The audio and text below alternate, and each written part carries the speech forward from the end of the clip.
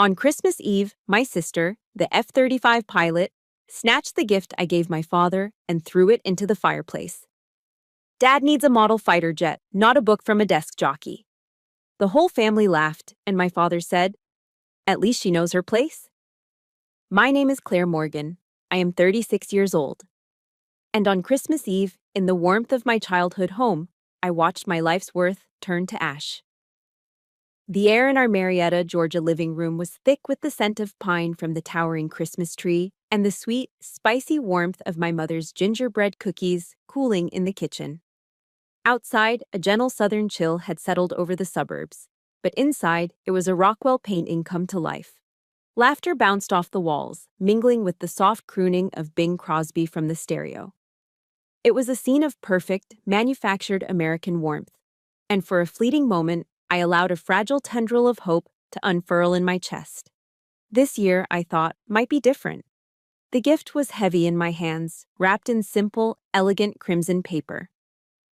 It was a leather-bound, signed anniversary edition of Tom Wolfe's The Right Stuff.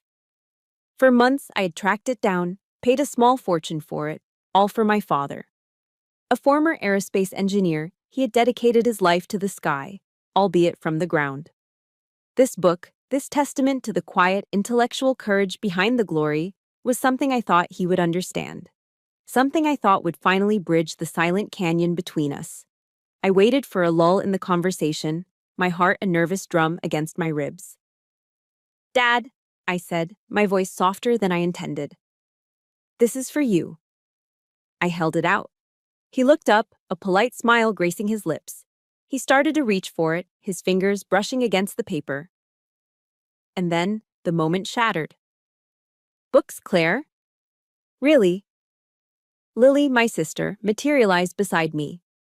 At 30, she was 6 years my junior, a captain in the United States Air Force, and the radiant sun around which our family orbited. Fresh from a training flight, she still carried the electric confidence of someone who commands a 30-ton F-35 fighter jet for a living. She didn't just walk into a room, she conquered it. She plucked the book from my hands before my father could even close his fingers around it. Her touch was a dismissal. Her voice, a weapon honed with years of casual superiority. "You think Dad has time for this stuff?" she asked, holding the book between two fingers as if it were a piece of trash she'd found on the street. I stood frozen, the hope in my chest instantly turning to ice. Before anyone could react, before I could even form a word of protest, Lily strode across the plush carpet to the hearth. The fireplace was roaring, casting dancing orange shadows across the room. It was the heart of our home, the center of all this warmth. Without a moment's hesitation, she tossed the book into the flames. There was no grand gesture, just a simple, brutal flick of the wrist. I watched, paralyzed, as the crimson paper blackened and peeled away. I saw the handsome leather cover warp and curl in the intense heat, the gilded title catching the light one last time before blistering into nothingness. The edges of the pages, filled with words of courage and sacrifice, glowed a brilliant, angry orange before surrendering to the fire, flaking away into a cascade of black, weightless ash. It was gone in seconds. An entire universe of meaning, of my hope, erased. "There," Lily said, dusting off her hands with an air of finality. Her smile was bright, triumphant. "Dad needs a model of an F-35 for his desk, not some dusty relic from a desk jockey." A thick, suffocating silence fell over the room. It lasted only a heartbeat. Then it was broken by a bark of laughter from Ryan Holt, Lily's wingman, followed by a snicker from her equally arrogant boyfriend. I looked at my parents. My mother's face was a careful blank, her eyes fixed on the fire. My father said nothing. He just watched the last of my gift disappear. He was the man I had revered my entire life, the man whose quiet approval I had chased like a distant star. And when he finally spoke, it wasn't to scold Lily. It wasn't to defend me. He turned to my uncle, who was sitting beside him on the sofa, and spoke with the casual, offhand tone one might use to comment on the weather. "Come on, Bill, don't be so serious," he said, a small, indulgent chuckle in his voice. "At least the girl knows her place." That was it. That was the blow that landed harder than any physical strike. It was a clean, precise incision that severed the last, fraying thread of my illusions. The girl knows her place. The words didn't just echo in the silent room. They branded themselves onto my soul. They confirmed my position in this family's constellation. Not a planet, not even a moon, but a cold, dark speck of dust in the orbit of the brilliant star that was Lily. An afterthought. A shadow. I didn't cry. The pain was too deep, too absolute for tears. It was a cold dread that snaked down my spine, turning my blood to ice water and leaving a profound numbness in its wake. I looked at the ashes fluttering in the fireplace, then at the smiling, oblivious faces around me. My sister's smug satisfaction. My father's casual dismissal. My mother's willful ignorance. They didn't see what they had done. To them, it was a Christmas gag, a harmless joke at the expense of the boring, quiet older sister. But to me, it was a verdict. It was the final, irrefutable confirmation of a truth I had spent 36 years trying to deny. I was an outsider in my own home, a spare part in the family machine, a person whose value was so negligible it could be burned for a laugh without a second thought. Slowly, deliberately, I stood up. My movements felt detached, as if I were watching a character in a movie. I didn't say a word. There were no words left to say. What could I possibly scream that would be louder than their laughter, louder than the roar of that fire? I turned my back on them, on the twinkling tree and the smell of gingerbread, and walked out of the living room. I walked up the carpeted stairs to the guest room, each step a silent, heavy finality. My silence wasn't surrender. It was a weight, heavier and more damning than any accusation I could ever level against them. The silence was a question, not just why they did it, but when did it all begin? Upstairs, in the sterile quiet of the guest room, the darkness was a physical presence. It pressed in on me, a heavy blanket that smelled of potpourri and indifference. The faint sounds of strained holiday cheer drifted up from downstairs, a forced laugh, the clink of a glass, each one a tiny, sharp jab against my raw nerves. I sat on the edge of the perfectly made bed, my hands clasped in my lap, my spine ramrod straight. The cold that had seized me by the fireplace had settled deep into my bones. The question from the end of my silent retreat echoed in the hollow space of the room. When did it all begin? The mind is a strange, archival place. When faced with a fresh wound, it doesn't just bleed. It searches its vast, dusty catalogs for a matching scar, a prior injury to explain the pain. And as I sat there, enveloped in the suffocating silence of the present, my memory bypassed years of smaller slights and paper cuts, pulling me back through time with an unerring magnetic force. It pulled me back to another Christmas Eve. The year was 2008. The Great Recession had America in a chokehold. The news was a constant, grim litany of failure. Lehman Brothers collapsing, Washington Mutual seized, the stock market in a freefall. It was an abstract horror story on the television screen until the day it walked through our front door. My father, a brilliant engineer who had spent 30 years with the same aerospace firm, was laid off. The foundation of our comfortable middle-class American life had cracked overnight. That Christmas, the house in Marietta wasn't filled with the scent of gingerbread. It was thick with the metallic tang of fear.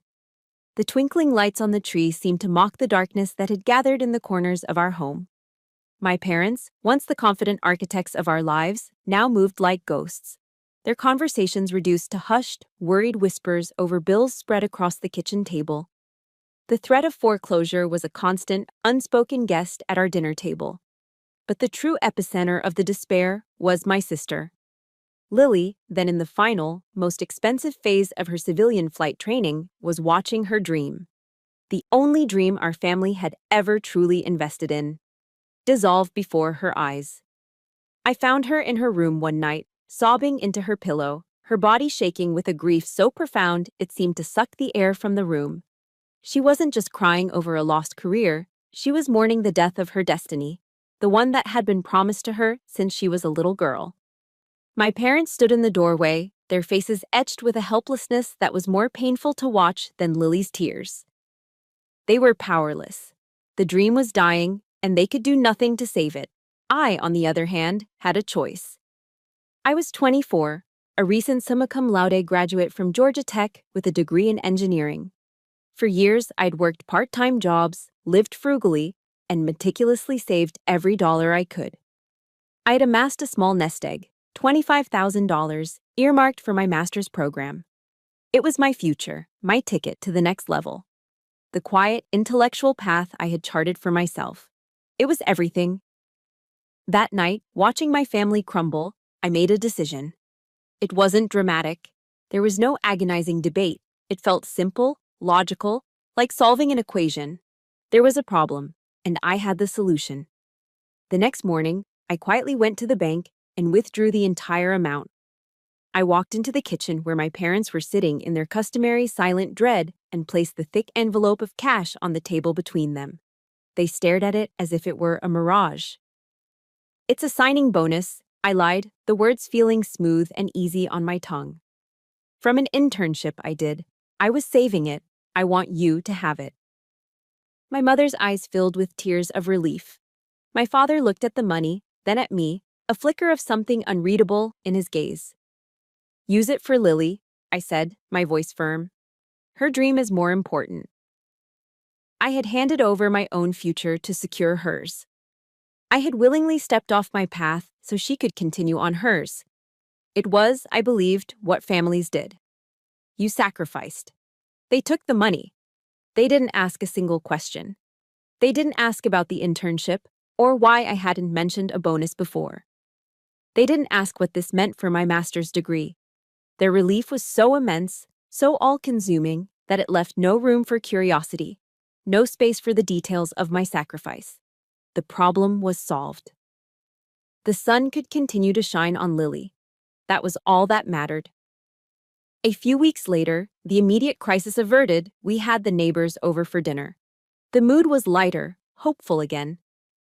Over a pot roast, I heard my father's voice, swelling with pride as he spoke to our neighbor, Mr. Henderson.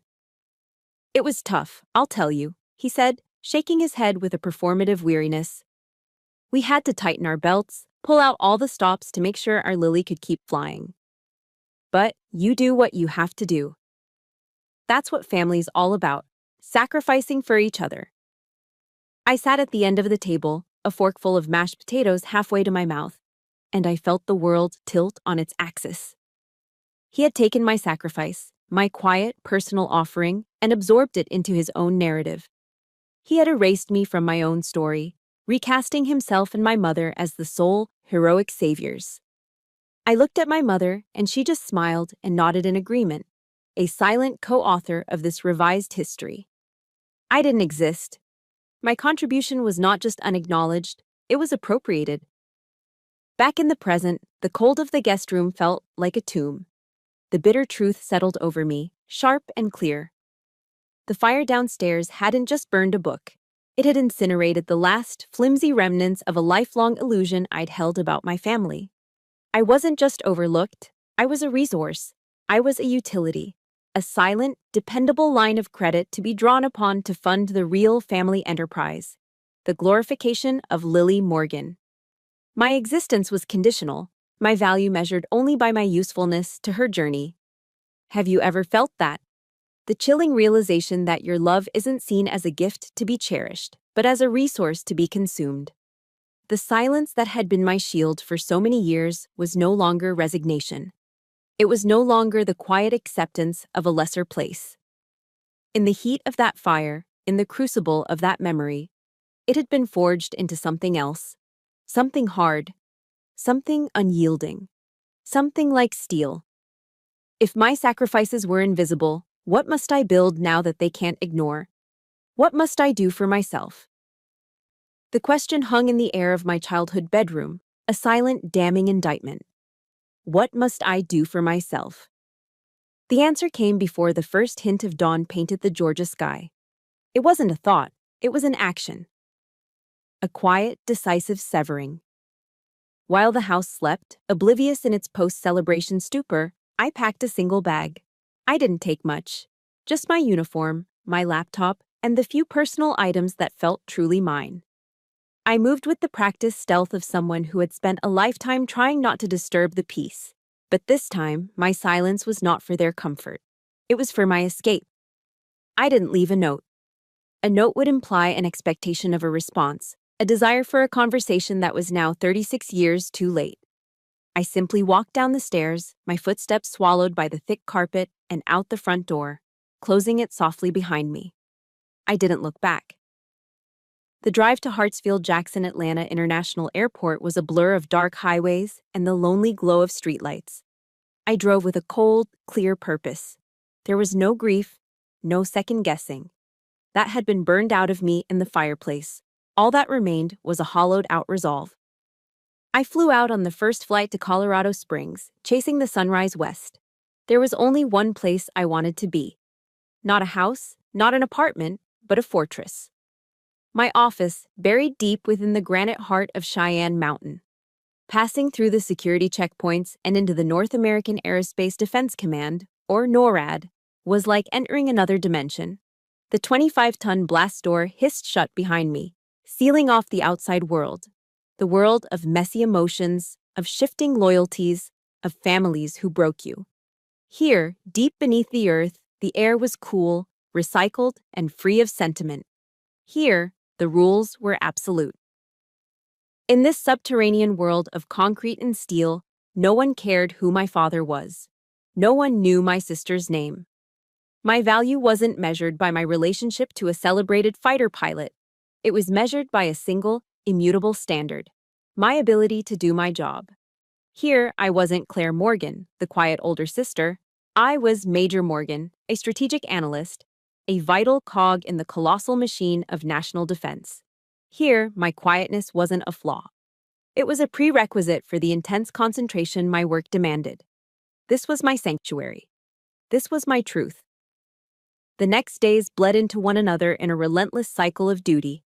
I didn't just work, I consumed it. 16-hour shifts became my norm.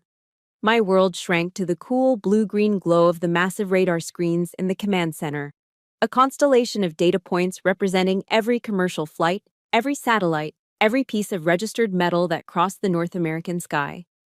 The complex algorithms, the dense lines of code, the intricate analytical reports, they weren't just a job, they were a refuge. They were a language I understood, a world I could control, a place where logic reigned and emotion was an irrelevant variable. I was rebuilding myself, one data point at a time. My relentless focus didn't go unnoticed. My colleague, a sharp young second lieutenant named Mia Patel, watched me with concerned eyes. She was brilliant, a rising star from MIT, and possessed an emotional intelligence that I often lacked. "Major, are you okay?" she asked one afternoon, her voice soft as she handed me a cup of coffee I hadn't asked for but desperately needed. I looked up from my screen, my eyes struggling to refocus on a human face. I managed a tight, unconvincing smile. "I'm fine, Patel. Just analyzing some atmospheric distortions." It was a lie, of course. The only distortions I was analyzing were the ones that had fractured my life. But I was channeling that chaotic energy, that personal pain, into a singular professional focus. I was turning my heartbreak into fuel. The breakthrough came late one night, deep into a graveyard shift, when the command center was at its quietest. The world outside was asleep, but in here, we were the silent sentinels. My eyes were scanning the endless stream of data, a familiar river of green and blue dots. Then, I saw it. It was an anomaly. A ghost in the machine, a cluster of small unregistered signatures moving in a tight, unnatural formation. They had originated from an empty, anonymous patch of the Gulf of Mexico. The automated system, programmed to identify known threats, had flagged them as low-priority atmospheric clutter. Weather balloons, perhaps, or a flock of birds. But my intuition, an instinct honed by years of staring at these screens, screamed otherwise. This wasn't weather. Birds don't fly in a perfect, algorithmically spaced diamond formation. This was deliberate. This was a probe. My heart began to beat a little faster, a surge of adrenaline cutting through my exhaustion. I pushed aside the automated assessment. This was what I was trained for, to see the pattern that the machine missed. Ignoring the low-priority flag, I initiated a deep-dive analysis. I pulled satellite imagery, cross-referenced transponder databases, and ran a series of predictive trajectory algorithms. The data began to paint a terrifying picture. These were not weather balloons. They were a swarm of small, sophisticated, unmanned aerial vehicles, UAVs, drones, and they were moving. My fingers flew across the keyboard, my focus absolute. The calculated trajectory sent a fresh wave of ice through my veins. They were heading northeast, on a direct course for the southeastern United States, on a direct course for Atlanta. For a split second, the image of my family's smiling faces flashed through my mind. Lily, my father, my mother, their city. I shoved the thought away with brutal efficiency. This wasn't about them. This was bigger. This was about my duty. I reached for the red phone on my console, the secure line that connected directly to the office of my commanding officer. This was it. This was the first coin I was dropping into the slot of my new life. Not for my family, not for their approval, but for my country. For the millions of strangers who were sleeping soundly, trusting that someone, somewhere, was watching over them. I lifted the receiver. The line clicked, and I spoke, my voice steady, clear, and devoid of all emotion except for the cold, hard certainty of my purpose. Colonel Ellis, this is Major Morgan. I think we have a problem. The summons came less than an hour after my call. A crisp, impersonal message appeared on my terminal. Major Morgan, report to the CO's office at 800. Acknowledge. I acknowledged, my heart giving a nervous thud against my ribs. The walk from the main operations floor to the command suite felt like a mile. With each step on the cold, polished concrete, I rehearsed my analysis, my data points, my conclusions. I was prepared to defend my findings against skepticism, to argue my case with the dispassionate logic that had become my armor. I was not, however, prepared for what was to come. Colonel Karen Ellis's office was the physical embodiment of its occupant, minimalist, efficient, and radiating a quiet, formidable power. There were no personal trinkets, no family photos. The only decorations were a series of secure communication consoles and a massive, wall-sized digital map of North America. A silent, glowing tapestry of potential threats and defended borders. It was a room that hummed with the immense pressure of constant vigilance. Colonel Ellis sat behind a Spartan steel desk, her gaze as sharp and precise as a scalpel. She was a woman who had broken through every barrier the military had to offer, not with brute force, but with an intellect that was legendary within the command. She gestured for me to sit, and I did, perching on the edge of the chair. Major, she began, her voice calm and even. Walk me through it. For the next 15 minutes, I presented my analysis. I laid out the data on the UAVs, their point of origin, their unusual flight characteristics, their calculated trajectory. I spoke in the clipped, professional language of my trade, a lexicon of telemetry, signal degradation, and predictive algorithms. Colonel Ellis listened without interruption. She didn't look at her screen or take notes. Her eyes, a startlingly pale blue, were fixed on me, her focus absolute. It was the kind of listening that made you feel like you were the only person in the world. A stark contrast to the distracted, dismissive attention I was used to. When I finished, a heavy silence filled the room, punctuated only by the soft hum of the servers. I braced myself for the cross-examination. Instead, she gave a single, decisive nod. Good analysis, Major. Very good. Her voice was laced with an approval that was as clean and sharp as the mountain air outside. Most analysts would have dismissed this as signal noise. They would have trusted the automated flag and moved on. You didn't. Why? The question caught me off guard. Sir, the formation was too perfect. It was intentional. It didn't feel like a natural phenomenon. Instinct, she said, not as a question, but as a statement of fact. You trusted your gut, and then you backed it up with data. That's what separates the good from the great. She stood then, a fluid movement of contained energy, and walked to the large window that, through a series of periscopes and cameras, offered a view of the distant airfield. I've read your file, Morgan, she said, her back to me. The casual use of my last name sent a fresh jolt of anxiety through me. I read it when you were first assigned here. Georgia Tech, top of your class. the technical papers you published on radar optimization as a civilian. You have a remarkable mind. She turned back, her gaze pinning me to my chair. And I also know your family lives in Atlanta, and that your sister is Captain Lily Morgan, the F-35 pilot. The air in the room became thin, charged. My breath hitched in my throat. This was it. The moment I had dreaded my entire professional life. The comparison. The inevitable follow-up question about what it was like to work in the shadows while my sister soared in the sun. I steeled myself for the familiar, casual dismissal of my work in favor of her more glamorous, visible heroism. But Colonel Ellis didn't compare. She saw.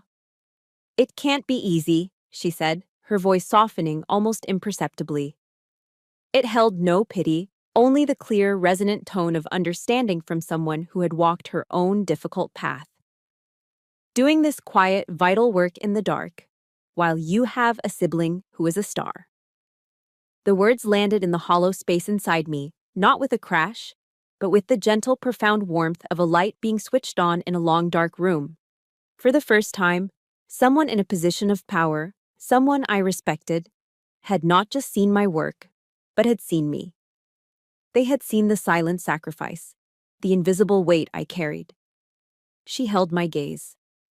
"The world needs its stars, Morgan. They're the ones who inspire us. But they fall out of the sky if people like you and me don't keep that sky safe. They fly the missions, but we draw the maps that bring them home. Never forget that." A hot pressure built behind my eyes, and for one terrifying second, I thought I was going to cry. I swallowed hard, forcing the emotion down. I was a major in the United States Air Force. I would not cry in front of my commanding officer. Instead, I channeled the overwhelming surge of gratitude into the only posture I knew. I straightened my back, my shoulders squared, my chin up. I stood a little taller, as if her words had physically realigned my spine. "Thank you, Colonel," I managed to say, my voice thick but steady. She gave another one of her brief, decisive nods. The moment of personal connection was over. They were back to business. "Now, get back to work. I want you to lead the ad hoc task force to monitor these birds, as you called them. You'll have priority access to all relevant intel streams. You will report directly, and only, to me." She paused, her eyes locking onto mine again, a silent transfer of trust and responsibility. "This is now priority 1. Understood?" "Yes, Colonel," I replied. The words came out sharp, clear and resonant with a newfound strength. For the first time in weeks, my voice felt like my own again. It was the voice of an officer who had just been given a mission. The voice of a woman who had just been seen. As I walked out of her office, the world felt different. The weight on my shoulders hadn't vanished, but it no longer felt like a burden. It felt like a mantle of responsibility, one that had been placed there with respect and trust. I was no longer a shadow. I was a sentinel. And I was not alone anymore. The days following my meeting with Colonel Ellis were a revelation. For the first time in my professional life, I felt a sense of ownership, a current of purpose that was entirely my own. The weight of my new responsibility settled on me not as a burden, but as a mantle. Leading the task force, I was no longer just analyzing data. I was hunting. My team and I worked with a quiet, ferocious intensity, tracking the ghost-like signatures of the UAVs, our focus absolute. The world outside Cheyenne Mountain, with its messy emotions and complicated histories, ceased to exist. There was only the mission. There was only the clean, cold logic of the hunt. It was in the midst of this newfound clarity, during a particularly tense watch as we analyzed a shift in the drone's flight patterns, that the outside world came crashing back in. My personal cell phone, silent for weeks, buzzed on the corner of my console. The screen lit up with a name I'd been trying to forget. Mom. A knot of ice formed in my stomach. A part of me, the disciplined officer, wanted to ignore it. It was a distraction, an unwelcome intrusion from a life I had left behind in Georgia. But another part, a stubborn, foolishly hopeful part I thought had died, flickered to life. Maybe this was it. Maybe, after weeks of silence, this was the apology. I hesitated for a long moment, my hand hovering over the phone. Then, with a sigh of resignation, I answered. Hello. Claire, honey. Oh, thank God. My mother's voice poured through the speaker, a thick, syrupy wave of manufactured warmth. It was the voice she used for church friends and distant relatives, a performance of maternal love that always set my teeth on edge. How are you, sweetheart? Your father and I have been so worried. You just left without a word. I waited. I listened past the saccharine performance for the words that mattered. For an I'm sorry. For a we were wrong. For any acknowledgement of the cruelty of that Christmas night. But there was nothing. Only a carefully constructed void where an apology should have been. She was papering over the chasm between us with hollow pleasantries, pretending the wound didn't exist. The knot of ice in my stomach tightened. I'm fine, Mom. I've been busy with work. My voice was flat, non-committal. Oh, of course, honey, of course, she chirped, completely ignoring my tone. We're so proud of you. But listen, the reason I'm calling, it's about your sister. Of course, it was. It was always about Lily. My mother launched into a long, rambling monologue about the immense pressure Lily was under. There was a critical flight evaluation coming up, a major step toward a promotion. Lily was so stressed, working around the clock. She painted a picture of my sister as a valiant, struggling hero, deserving of all the support the world could offer. And then, she got to the point. You know, honey, Lily needs to get some new personal equipment for her career, just some things to help her get ahead. And she's been talking about wanting to invest a little, get into the stock market while it's doing so well. Smart girl. She paused, a master of the dramatic setup. Well, I was just thinking, you're all alone out there in Colorado. You must be saving up a nice little sum. I was wondering if you could lend your sister a little something to get her started. The request hung in the air between us, obscene in its audacity. Think of it as an investment, sweetheart, she added, her voice dripping with poisonous sincerity. An investment in our family's future. I was silent. I couldn't speak. I was paralyzed by the sheer, breathtaking shamelessness of it all. They hadn't just burned my gift. They hadn't just erased my sacrifices. Now, after all that, they were coming back to the well, expecting me to pour what little I had left into the same bottomless pit of Lily's ambition. The words of Colonel Ellis echoed in my mind. Never forget that. The memory of her respect, of her seeing my value, made my mother's words feel like a physical violation. My family didn't see me as a major in the Air Force, a protector of the nation. They saw me as an ATM, a remote, reliable source of funding for their prized asset. The family's future was, and always had been, Lily's future. A book I'd read years ago, Boundaries, flashed through my mind. A line from it surfaced with startling clarity. You are responsible to others, but not for them. In that moment, something inside me shifted. The last vestiges of hope for their redemption, the last shred of obligation I felt as a daughter, turned to dust and blew away. All that was left was a cold, hard clarity. The emotional fog I had lived in for 36 years had finally lifted. A new kind of resolve, a quiet, icy determination I had never felt before, rose up within me. No. The word was quiet, flat, and utterly devoid of emotion. It was a simple statement of fact. There was a stunned silence on the other end of the line. What did you say, Claire? My mother stammered, the sugary sweetness in her voice cracking. I took a slow, steadying breath. I was no longer their daughter, the one who would do anything for a scrap of approval. I was Major Claire Morgan. And I was drawing a line. I said, no, ma'am, I repeated, the formal address a deliberate, calculated strike. It was the word of a subordinate, of a stranger. It was the sound of a door being closed and locked. I have nothing to lend, and from now on, please do not call me about money, and do not call me about Lily. Before she could form a reply, before she could unleash the guilt or the anger I knew was coming, I ended the call. My finger pressed the button with a final, satisfying click. I had drawn a boundary. Not in sand, but in steel. The click of the phone disconnecting was a sound of finality, a steel door slamming shut on 36 years of history. A cold, quiet rage settled in my chest, not hot and explosive, but dense and heavy like a block of ice. I stared at the blank screen of my personal phone, the ghost of my mother's manipulative voice still echoing in my ear. For a moment, there was only the low hum of the NORAD command center and the furious, silent beating of my own heart. Then, the world erupted in a single, piercing shriek. Beep! Beep! Beep! It was the high-priority alert tone, a sound that cut through the monotonous hum of the servers like a surgeon's knife. Every head in the room snapped up. The calm, focused atmosphere of the task force evaporated, replaced by a jolt of pure adrenaline. My personal fury was instantly vaporized, supplanted by the ice-cold focus of my training. The family drama was over. The mission was on.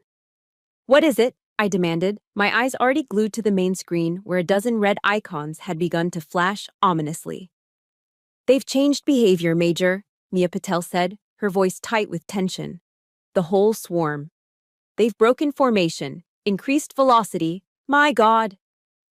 My own algorithms were already running, the lines of code scrolling past on my monitor at a dizzying speed. The data was terrifyingly clear.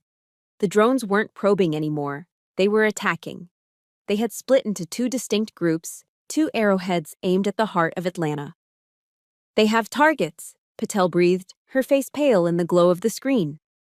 "Group Alpha is vectoring towards civilian infrastructure, Hartsfield-Jackson Airport, Lenox Square Mall." My eyes followed the projected path of the second group, Group Bravo. It was a smaller cluster, but its trajectory was no less menacing. It was heading straight for a single, blinking red dot on the map. A dot I knew all too well. Dobbins Air Reserve Base. My heart didn't just beat faster, it stopped. A vacuum opened in my chest. Dobbins. The name was a physical blow. That was where Lily was stationed. That was where she was preparing for the flight evaluation that my mother had just tried to solicit funds for. My sister. The person who had thrown my heart into a fire, the star my family worshipped, was directly in the path of an imminent, hostile attack. For one dark, venomous sliver of a second, a thought coiled in the deepest part of my mind, ugly and satisfying. Serves her right. The thought was so shocking, so alien to my own sense of self, that it died as quickly as it was born. And in its place, Major Morgan took command. The uniform I wore, the oath I had sworn, slammed down on that petty personal rage with the force of a blast door. This wasn't about Lily. This wasn't about a burned book or a stolen sacrifice. This was about a United States military installation. This was about the hundreds of service members on that base. This was about an attack on my country. And as much as I hated to admit it, as much as it felt like swallowing glass, it was still about my sister. A quote from Churchill, one I'd read during a sleepless night, surfaced from my memory. "If you are going through hell, keep going." There was no time to warn Lily, even if I could. Every communication out of this room was monitored, logged, and scrutinized. A single unsanctioned call, a single hint that I had privileged information would end my career and compromise the entire operation. I couldn't act as a sister. I had to act as a soldier. I had to trust my training. I had to trust the system. I had to trust myself. My voice, when I spoke, was as sharp and cold as chipped ice. "Patel," I commanded, my gaze locked on the approaching threats. "Activate Defense Protocol, Level 1. Target the swarm with localized electronic countermeasures. I want every jammer in the sector focused on these coordinates." I highlighted the two groups on the main screen. "Prioritize Group Bravo. I want them neutralized before they can even enter Dobbins's airspace. Then focus all assets on Group Alpha." Patel's head snapped toward me, a flicker of confusion in her eyes. Group Alpha was larger, its target civilian. Standard procedure would be to protect the civilians first. But she was a good soldier. She didn't question the order, she just acted. "Yes, Major." I slipped on my headset, the world narrowing to the stream of data in my ears and the tactical map before me. My hands flew across the keyboard, a blur of motion. I was a conductor, orchestrating a silent, invisible symphony of defense. I rerouted satellite bandwidth, coordinated jamming frequencies, and deployed cyber warfare assets with a speed and precision born of years of relentless training. In that moment, I wasn't just defending a nation, I was defending everything I had left behind. I was protecting the sister who despised me, the father who dismissed me, the mother who used me. But my actions weren't for them. They weren't a plea for love or an act of forgiveness. I was doing it because of the oath I swore. I was doing it because of the flag on the shoulder of my uniform. I was doing it because it was my goddamn job. Have you ever had a moment like that?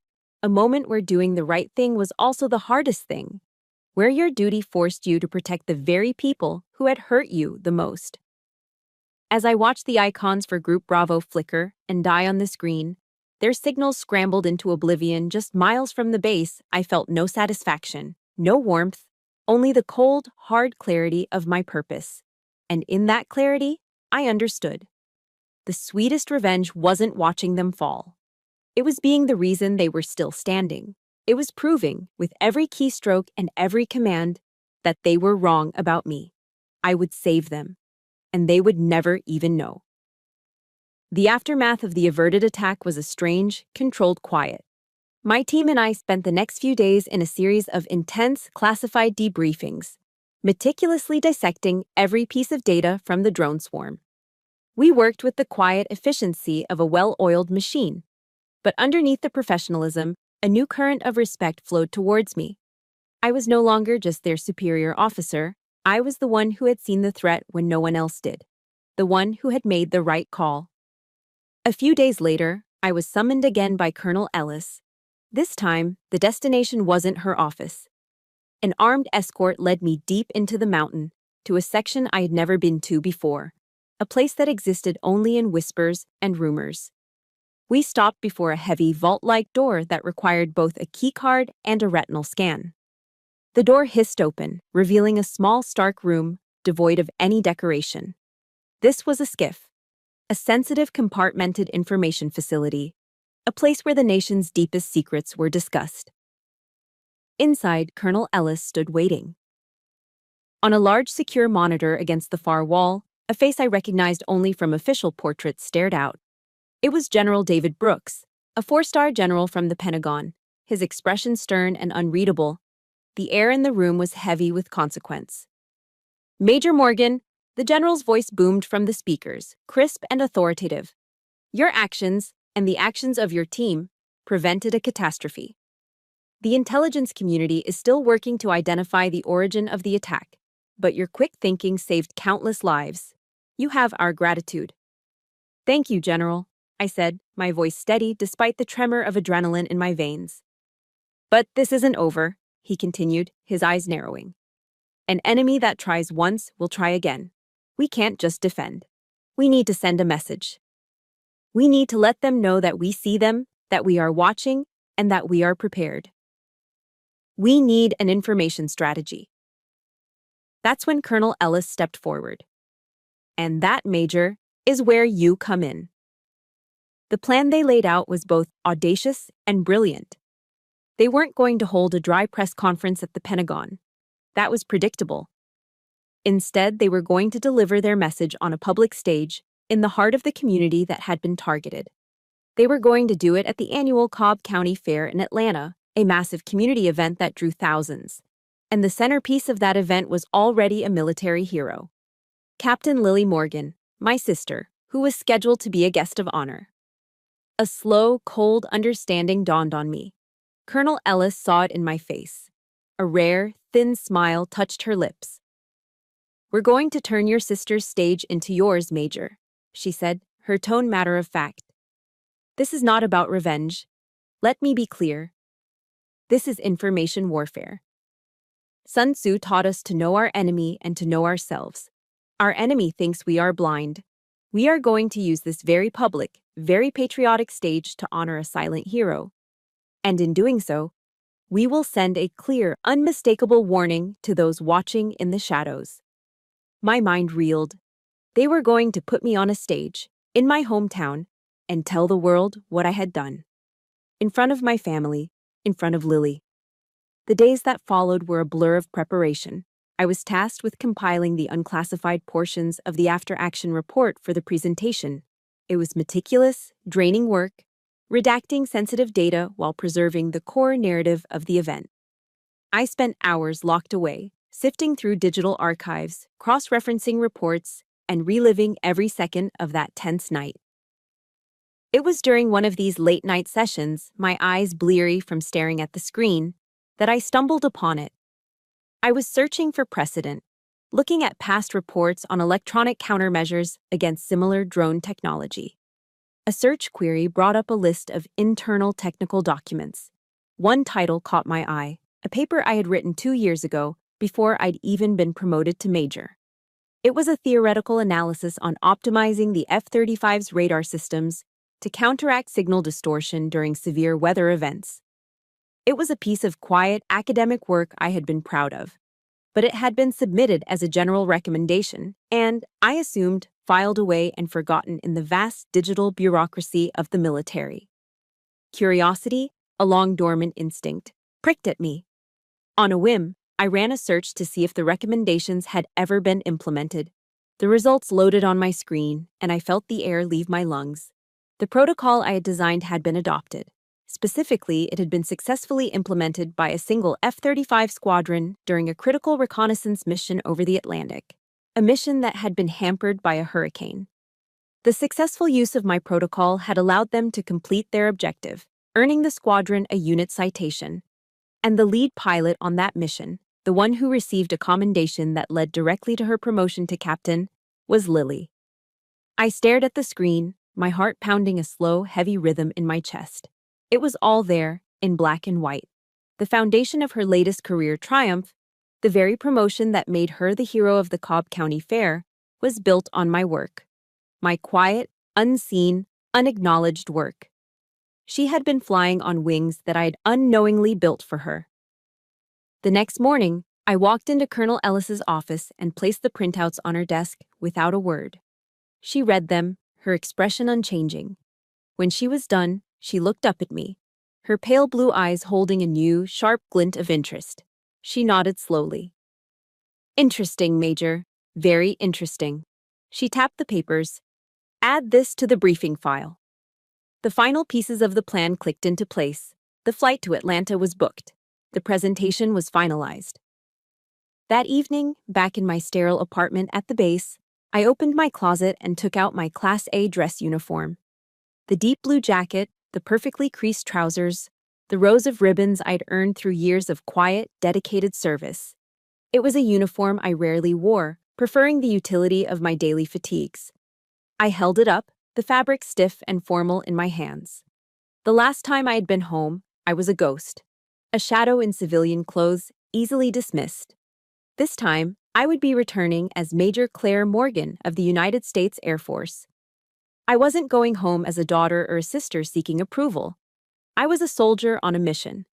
A wave of nervous energy, a potent cocktail of anxiety and thrilling anticipation, washed over me. The final battle was about to begin. And this time, it would not be fought in the dark. The Cobb County Fair was an assault on the senses, a chaotic symphony of Americana. The air, thick with the humid Georgia heat, was a sticky sweet mixture of popcorn, grilled hot dogs, and spun sugar. The cacophony of carnival games, the distant screams from the Ferris wheel, and the cheerful din of thousands of families created a wall of sound. It was a place of wholesome, manufactured joy, a perfect backdrop for the meticulously planned detonation of a family's deepest truths.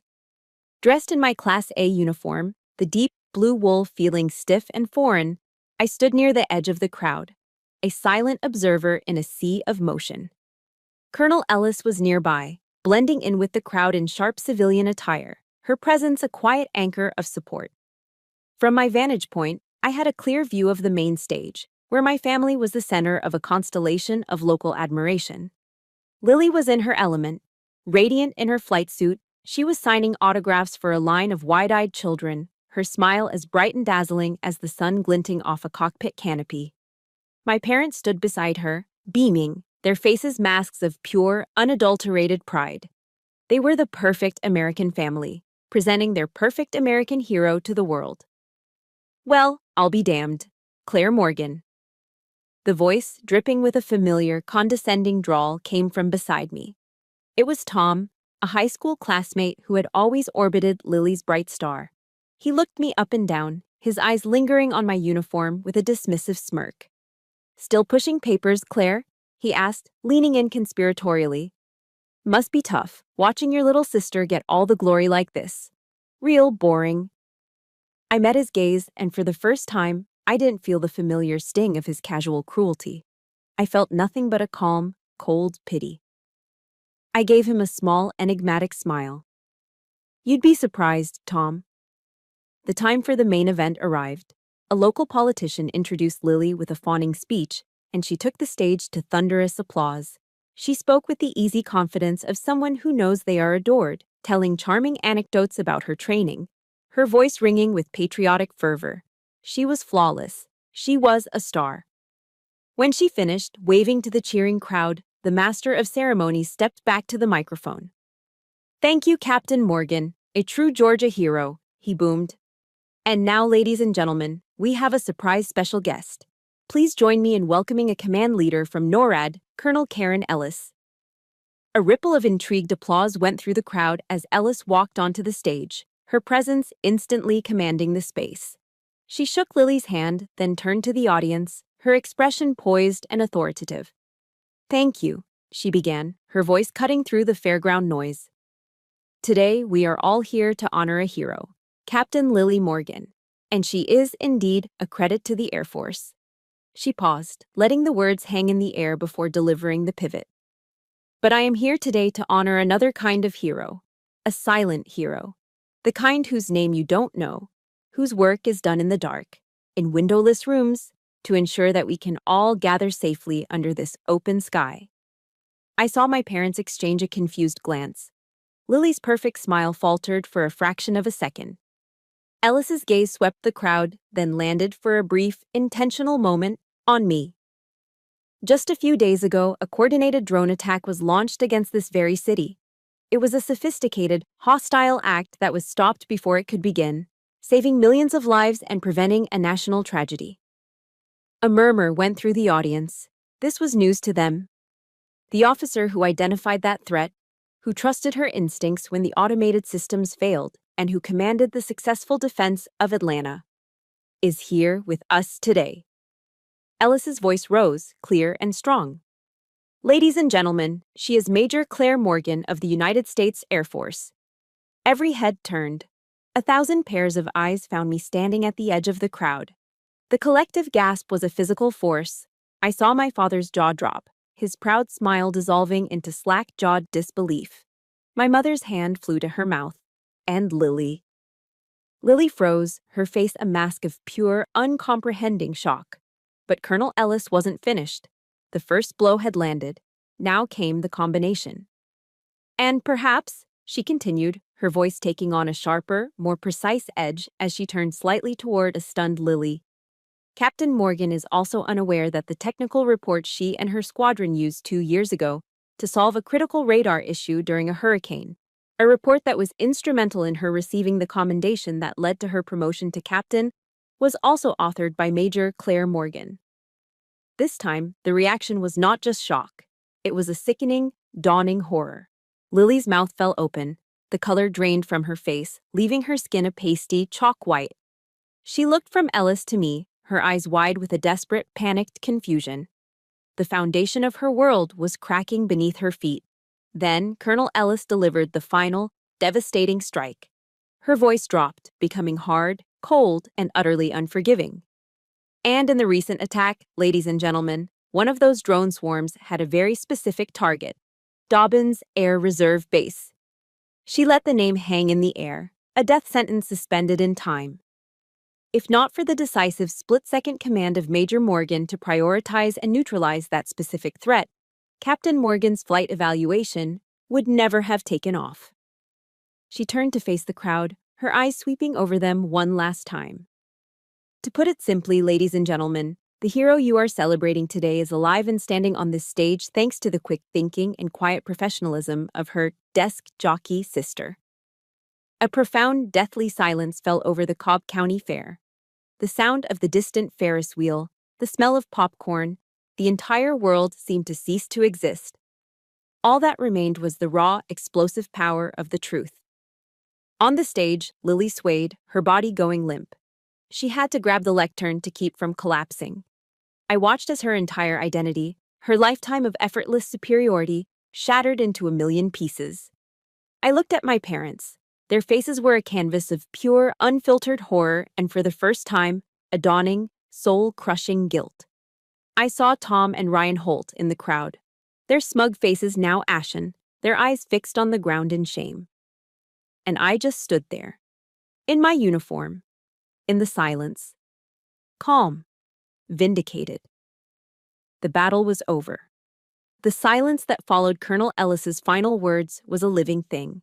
It was a thick, ringing void where the cheerful noise of the fair had been only moments before.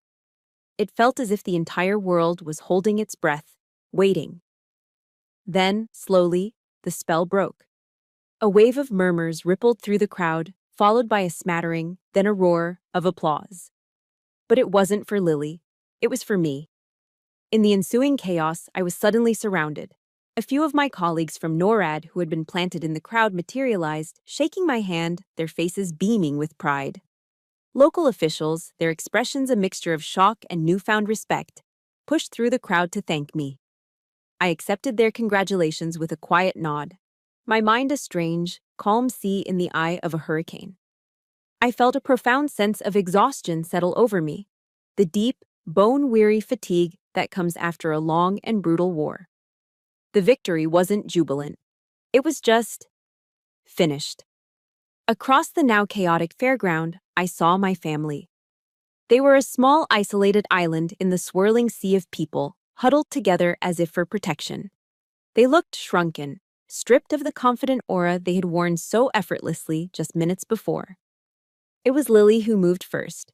She stumbled off the stage, navigating the crowd like a ghost. Her flight suit, once a symbol of her glory, now looking like a costume she couldn't wait to shed. She stopped in front of me, her face pale and tear-streaked, the brilliant confidence in her eyes extinguished, replaced by a raw, naked shame. "Claire," she began, her voice a broken whisper. She couldn't meet my eyes. Her gaze was fixed on the ground between us. I didn't know. That was all she could manage. 3 simple words that held the weight of a lifetime of ignorance. Her arrogance, the bedrock of her identity, had been pulverized, leaving only this trembling, hollowed-out shell. Then my parents were there, their faces a ruin of emotions. My father, the strong, stoic patriarch, looked as if he had aged a decade in the last 10 minutes. His shoulders were slumped, his eyes filled with a horrified understanding. "Claire," he said, his voice raspy and foreign. "Claire, I'm sorry." He choked on the words, shaking his head. "I was wrong. I've been a terrible father." My mother said nothing. She simply wept, silent tears streaming down her face, her hands covering her mouth as if to hold back a lifetime of unspoken truths. The apologies I had once craved, the words I'd replayed in my mind in 1,000 different scenarios, had finally arrived. But as I heard them, I felt no surge of triumph, no satisfying sting of victory. There was only a deep, profound sadness, a grief for the years that had been lost, for the relationship we could have had but never did. It was the sorrow of a surgeon who has successfully removed a tumor, only to be left with the unavoidable, gaping wound. I took a long, slow breath, drawing strength from the cool evening air. I looked at each of them, my gaze steady and clear. The serenity prayer, a quiet mantra from my past, echoed in my mind. "God, grant me the serenity to accept the things I cannot change." "I hear you," I said, my voice calm and even. "I hear your apologies." I let the words settle, then continued. "But you need to understand something. I didn't do what I did for you. I didn't do it to earn your approval or to prove you wrong." I looked directly at my father. "I did it because it is my duty. It is my oath. It is who I am. My gaze shifted to Lily, who finally looked up, her eyes red and pleading. I'm glad you're safe, Lily. I truly am. A flicker of the old sisterly instinct, long buried, stirred within me. But it was tempered now with a new, unshakable wisdom. The courage to change the things I can. But from now on, I said, my voice gentle but firm, we need space. I need time to heal. And you need to learn how to stand on your own 2 feet. You need to build a career that isn't unknowingly propped up by my silent reports in the dark. You need to find out who you are without me as your shadow. And the wisdom to know the difference. I didn't wait for them to respond. There was nothing more to say. Their journey of repentance was their own to walk. It was no longer my burden to carry. I saw Colonel Ellis standing a short distance away, watching me, a look of immense pride in her eyes. I gave her a small, grateful nod. She'd given me the stage to reclaim my story. Then, I turned. I turned my back on the wreckage of my family, on the noise of the fair, on the entire life I had known. I walked away, my steps even and measured. There was no anger left in me, no bitterness. The victory hadn't been in their public humiliation, but in my private liberation. As I walked toward the exit, a feeling I hadn't experienced in 36 years washed over me. It wasn't happiness, it wasn't triumph. It was something deeper, something more fundamental. It was relief. It felt as if a massive, invisible weight I had been carrying on my shoulders since birth, a weight so constant I had forgotten it was even there, had finally been set down. I had spoken my truth. I had reclaimed my value. I had, at long last, given myself permission to be free. Now it was time to start living for myself. 1 year later, the Colorado sun was warm on my face, a gentle, healing touch. I stood on a hiking trail in the Garden of the Gods, the air crisp and thin, smelling of pine and ancient earth.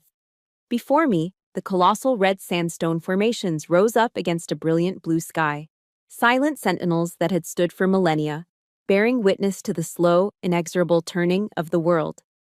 This had become my cathedral, my place of quiet contemplation. My life was different now. The constant low-grade hum of anxiety that had been the soundtrack to my existence was gone, replaced by a quiet stillness. I had bought a small house, a cozy little place with a wide porch that looked out towards Pikes Peak. It was the first home that was truly mine, a space defined not by the expectations of others, but by my own peace. My relationship with my family in Georgia remained a distant, fragile thing. We spoke occasionally. The calls were short, often awkward, punctuated by long silences. They were trying, in their own clumsy way, to build a new bridge over the canyon of wreckage they had created. My father would ask about my work with a newfound, hesitant respect. My mother would tell me about her garden. They never mentioned Lily unless I asked. I accepted their efforts for what they were, the first, faltering steps on a long road. But their world, their drama, was no longer the sun my life orbited. It was a distant star, a faint light in a galaxy I no longer inhabited.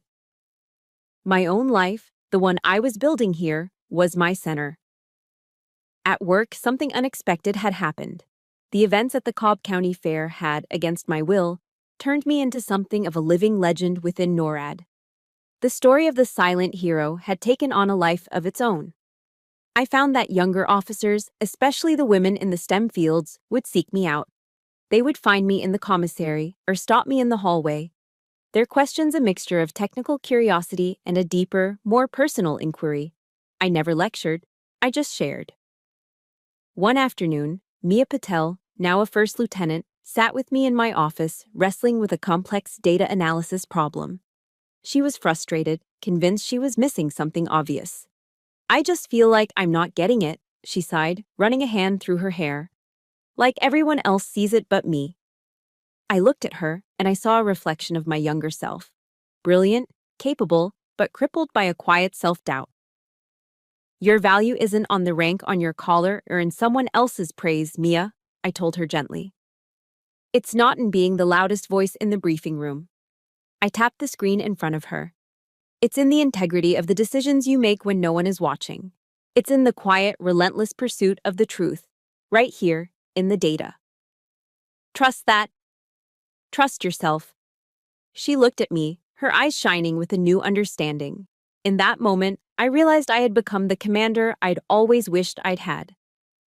I was turning my own scars into a map for others to follow. My phone vibrated on my desk one evening as I was packing up to leave. I glanced at the screen. Lily. My heart gave a small, calm flutter, not the painful lurch of the past. I answered. Hey Claire, it's me. Her voice was different. The old, breezy confidence was gone, replaced by a softer, more hesitant tone. Hey Lily, how are you? I'm good, she said. Listen, I have a layover in Colorado Springs this weekend. I was wondering. And it's totally fine if you're busy. But I was wondering if I could buy you a cup of coffee. She added the next words in a rush, as if they were the most important part of the sentence. My treat. I'll pay. I smiled. A real smile, one that reached my eyes. It was a small gesture, but it was everything. It was an acknowledgement of a debt that had nothing to do with money. It was an offering of respect. I'd like that, Lily, I said, my voice warm. I'd like that very much. I knew the road to any real reconciliation would be long and winding, but this time, I knew it would be a road we walked as equals, built on a foundation of respect, not sacrifice. That night, I sat on my porch, a warm mug in my hands, and looked up at the vast, star-dusted sky. The stars were brilliant, fiery, and demanding of attention, much like my sister. For so long, I had felt like a shadow cast by their light. But I realized now that I had it all wrong. I wasn't the shadow. I was the sky itself. The vast, quiet, and powerful darkness that holds the stars, that gives them the space to burn so brightly. The silent, constant presence that watches over them, that maps their courses, and that keeps the entire celestial system in balance. My strength wasn't in being seen, it was in the seeing. As the great Maya Angelou once wrote, success is liking yourself, liking what you do, and liking how you do it. Sitting there, under the silent, watchful gaze of the cosmos, I finally understood. True happiness wasn't about being in the spotlight. It was the quiet, profound satisfaction of knowing that whether anyone is watching or not, you are there, doing your work, holding your piece of the universe together, and you are, finally, at peace. My story began in darkness, overshadowed by the brilliance of others. But I learned that my value wasn't in being the star, but in being the sky that holds them. My journey was about finding my own light, in my own way, and realizing that true strength is often quiet. Perhaps you have a similar story, a moment where you had to reclaim your own worth from the shadows, or found your power not in the spotlight, but in your own integrity. I would be honored to hear about it in the comments below. For more stories about resilience and the quiet courage it takes to build your own dawn, please subscribe and join our community. You are not alone.